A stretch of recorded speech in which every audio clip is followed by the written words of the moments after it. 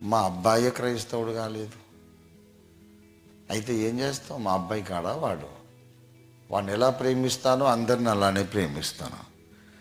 నేను నమ్మిన సత్యం అందరూ నమ్మాలని కాదు, ఏదో చెబుతున్నా. ఇంకెవరైనా ఇంకా గొప్ప సత్యం చెబితే అది వింటాం, అన్నీ వింటాం. మనకు అర్థమైంది ఏదో పాటిస్తాము.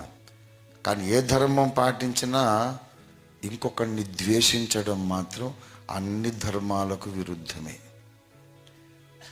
ధర్మం పేరు మీద ఒకరిని ద్వేషించడము, హాని చేయడం, కొట్టడం, చంపడం, మానభంగాలు చేయడం, ఇవి హైందవానికి విరుద్ధం, ఇస్లాంకు విరుద్ధం, బైబిల్కు కూడా విరుద్ధం, మానవత్వానికి విరుద్ధం.